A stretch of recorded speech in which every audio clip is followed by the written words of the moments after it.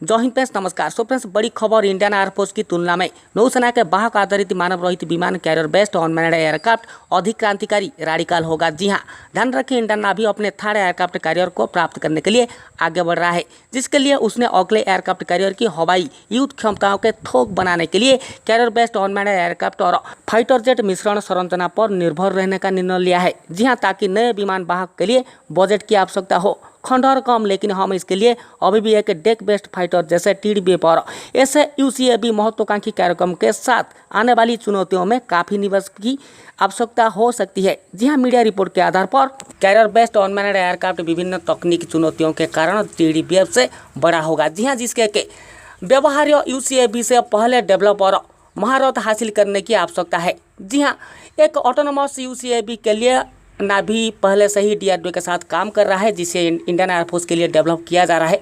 लेकिन ऐसा लगता है कि वर्तमान डिजाइन को डेक बेस्ड संरचना के लिए ही अनुकूलित नहीं किया जा सकता है और एक नया स्पिन अप प्रोग्राम को पूरा करने के लिए तैयार करने की आवश्यकता होगी। आवश्यकताएं जिन पर नौसेना को अभी भी निर्णय लेना होगा। जी हाँ, बड़ी बात यह है कि ये कैरियर बेस्ड UCAV के हाईली एडवांस्ड होगा। जी हाँ, जैसे high supersonic speed carrier approved structure, folding wing mechanism with aerial refuelling, मतलब मध्यम हवाई ईंधन भरना कैपेबिलिटीज से लेस होगा, जिसके लिए डिजाइन के काम को मंजूरी देने की आवश्यकता होगी, जिसकी अधिकांश टेक्नोलॉजी और पेलोड लेजन की कैपेबिलिटीज का मतलब ये होगा कि कैरियर बेस्ड अनमैन्ड एयरक्राफ्ट बहुत बड़ा होगा। जी हाँ, जो अनुमान से कहीं अधिक जटिल कार्यक्रम होगा। ध्यान रखें, DRDO के मुताबिक ये highly advanced career based unmanned aircraft में स्टील्थ फीचर्स 5.5 जनरेशन से लेकर 6 जनरेशन टेक्नोलॉजी एडवांस्ड वेपन जैसे long range missiles, advanced avionics and sensors, radar शामिल होंगे, जो 2030 तक सेवा में आने की उम्मीद है। लेकिन हमें इससे पहले थर्ड एयरक्राफ्ट कैरियर प्रोग्राम के ऊपर जाना पड़ेगा। जी हाँ।